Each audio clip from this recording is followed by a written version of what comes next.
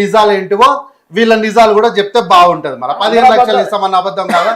మతపరమైనటువంటి రిజర్వేషన్లు ఒప్పుకోమంటే మళ్ళీ ఈటల రాజేందర్ గారు మాకేం ప్రాబ్లం లేదన్నమాట వాస్తవం కదా. హైడ్రాని అడ్డుకున్న వాళ్ళు జనతా గ్యారేజ్ పెట్టారు, వీళ్ళేం పోయి వాళ్ళతో వండుకున్నారు. ఏం చేయాలి మరి? అన్ని వీలు చేసి కాళ్ళలో కట్టబెట్టి మళ్ళీ ముందుకెందుకు పరిగెడతలేరంటే ఏం చేయాలి? సరే హైడ్రా మరి వయసు ఎందుకు మీకు ధర్మసూత్రం వచ్చింది, అన్నిటికి పని చేస్తలేదు? దాని గురించి హైడ్రా కమిషనర్ సవివరంగా చెప్పిండ్రు కదా. అదే సవివరంగా చెప్పిండ్రు కదా. 3 నెలలు టైం ఇస్తే రోడ్డు మీద బిల్డింగ్ దొరుకుతుంది, ఖాళీ చేయాలని చెప్పొచ్చు. 6 నెలలు ఇస్తాము, లేకపోతే నెక్స్ట్ అకాడమీ మీరు ఖాళీ చేయొచ్చు. ఇది చెరువు, ఇది ఖచ్చితంగా కూలగొట్టాల్సిందే. 100 రోజులు టైం ఇస్తున్నా, మీరు బిల్డింగ్ ఖాళీ చేయండి. నోటీసులు కూడా ఇవ్వలేదు. దానికి రీజన్ అడిగినటువంటి ప్రశ్నకు సమాధానంగా ఏం చెప్పాలి? అఫీషియల్ రీజన్ కాదు. సరే అది వీళ్ళు వాళ్ళు చాలా 560 మోసం ఈ రోజు నాకు ఈ డిబేట్ చూసిన మిత్రుడు రాజు గారును మన కార్తీక్ గారు మాట్లాడినా చాలా సంతోషమైంది.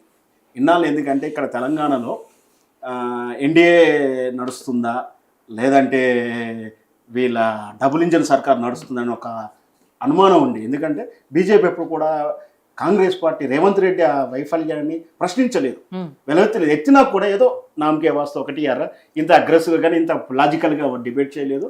అన్నలు ఇద్దరు చేశారు. ఎందుకంటే ప్రజాకోణంలో జరగాలి చర్చలు, నేను రాజకీయ కక్ష నుంచి కాదు. ఇట్లాంటిది మన పార్టీ అధ్యక్షులు రామచంద్రరావు గారు అయితేనేమి, ప్రధాన నాయకులు కూడా ఈ ఎజెండాని ప్రజలకు అర్థమయ్యేలా ప్రజలకు చేరేలా చేయాలని నా ఉద్దేశం. సరే అది అయిపోయింది. ఇకపోతే ఇప్పుడు అదే చెప్తున్నాను, కాళేశ్వరం చర్చించండి. తప్పు ఎవరితుంటే వాళ్ళని నిందించడం కాదు, శిక్షించేలా చెయ్యండి. అలాగే మెగా కృష్ణని ఈ రోజు వరకు నీకు బ్లాక్ లిస్టులు ఎందుకు పెట్టలేదు రేవంత్ రెడ్డి? మీరు పెడతారా పెట్టరా? ఇంత అన్యాయం జరిగింది అంటున్నావు, 2 లక్షల కోట్ల ప్రజల సొమ్ము అన్యాయం జరిగింది అంటున్నావు కదా, మరి బ్లాక్ లిస్ట్ నిర్ణయం ఎందుకు తీసుకుంటున్నాం? మరి నిన్నటి జడ్జిమెంట్లో అది ఏమన్నా నివేదిక అది ఉందా లేదా అది కూడా తేలాలి. లేకుంటే మీరు అసెంబ్లీలో తీర్మానం చేస్తారా? మీరు ఇంకా వాళ్ళతో కంటిన్యూగా కాంట్రాక్టులు కొత్త ఇస్తున్నారు. ఇక బ్యాక్ అండ్ ఫ్రెండ్షిప్ అంటే నేను కామెంట్ చేయలేను, అది కూడా నిరాధారమైన ఆరోపణ చేయలేదు. మరి బ్లాక్ లిస్టులు ఎందుకు పెడతలేరు అనేది నా ఉద్దేశం. పెండింగ్ లిస్టులు కూడా పెడతలేరు. మరి అది పెడతానని అంటలేవు, దాన్ని వసూలు చేస్తానని అంటలేవు, కేవలం పొలిటికల్ మైలేజ్ కోసం చూస్తున్నారు. ఇక్కడే కేసీఆర్ చేసిన మిస్టేక్, మీరు అదే చేస్తున్నారు. ప్రజా సమస్యలు ప్రజలు ఏం కోరుకుంటున్నారో అది వదిలేసి నువ్వు పేపర్ హెడ్డింగ్ లైన్స్, మీడియాలో హెడ్లైన్స్ ఏదో ప్రాపగండ ప్రయత్నం చేస్తే స్థానిక సంస్థలు ఎన్నికలు వస్తూ ఉన్నాయి. కనీసం గతంలో చేసిన వాడి కాంట్రాక్ట్ బిల్లులే రాలేదు. వాళ్ళ కాంట్రాక్టులు అంటే వాళ్ళ కాంట్రాక్టులు కూడా కాదు, ఆ వార్డు మెంబర్లు, ఆ సర్పంచులు వాళ్ళు స్వయంగా నిలిచినండి, వాళ్ళ నిధులే పాస్ కాలేదు. ఆ సచివాలయంలో వాళ్ళు ధర్నాలు దిగే పొజిషన్కి వచ్చింది.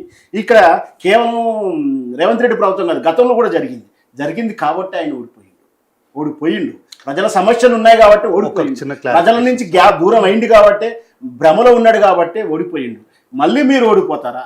స్థానిక సంస్థల విషయంలో జరగాల్సింది ప్రజలకు ఏం అవసరం? యూరియా కొరత ఉంది, మీరు ఒప్పుకోండి.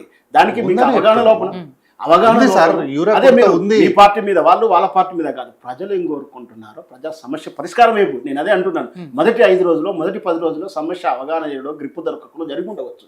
ఇంకా తప్పు దిద్దుకోక మీరు ఆ కార్యకర్త నిలబడుతున్నారు, మీడియా పేడు వాళ్ళు చేస్తున్నారు, వీళ్ళు బ్లాక్ మార్కెట్ చేస్తున్నారు. బ్లాక్ మార్కెట్ చేస్తున్నారు, వ్యవస్థలు ఏం చేస్తున్నాయి?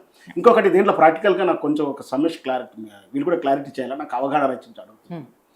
అది యూరియా ఎవరికి ఇస్తున్నారు? రైతుకి ఇస్తున్నారు. అంటే రైతు ఆయన పేరు మీద ఇస్తున్నారా? కౌలుకి ఎవరికి ఇస్తున్నారు? కౌలుకు ఉంటే కౌలు యాజమాన్యం వాడు లైన్ కడతానికి ఎన్ని రోజులు తిడతారు గ్రామ స్థాయిలో? నాకు తెలిసినంత వరకు అయితే ఎవరు పాస్బుక్ ఎవరు ఉంటేనే వాళ్ళు రావాల్సింది. కౌలుకి ఇంతవరకు ఆథరైజేషన్ లేదు నాకున్న ఇన్ఫర్మేషన్ వరకు. ఇక్కడ అలాంటి రైతులు ఇబ్బంది పడుతున్నారు, కౌలు రైతులు ఇబ్బంది పడుతూ ఉన్నారు. అంటే ఎక్కడో హైదరాబాద్లో ఉద్యోగం చేసుకుంటున్నావు, ఎక్కడో సిటీలో ఉద్యోగం చేసుకు కౌలుకి ఇచ్చిన వాడు కారు వేసుకుని వాళ్ళ గూడానికి నగరం వదిలి వెళ్ళడానికి ఒకరోజు అంటే పలానా టైం కంటే వస్తుండొచ్చు కోఆపరేట్ చేయడానికి, కానీ రావట్లేడు. అంటే ఆ పాస్బుక్లో, ఆధార్ కార్డులో ఆ రైతు బుక్కులు ఉంటాయి కదా, అవి పట్టుకొని తిరుగుతా ఉన్నాడు. తిరిగి లైన్లో నిలబడితే కూడా రాకుండా, పైగా వాళ్ళు దొంగలని అడిగితే రైతులను కొడుతున్నారు, అరెస్టులు చేస్తున్నారు, ధర్నాలు చేస్తున్నారు. ధర్నాలు చేసే వాళ్ళని అరెస్ట్ చేస్తున్నారు, లైన్లో నిలబడి కొడుతున్నారు. అంటే వాళ్ళకి వర్షంలో కూడా నిలబడుతుంది. ఆ సమస్యను పరిష్కరించండి, ప్రజలకు చేరువేయండి. ప్రజల సమస్య పరిష్కరించడానికి రేవంత్ రెడ్డి గారు కానీ కాంగ్రెస్ ప్రభుత్వాన్ని కోరుకుంటారు. రైట్. సో మొత్తం మీద అవగాహన కోసం అడిగినారు. రైట్. అవగాహన కోసం అదే ఇది ఎవరిదో కాదు, నాదే.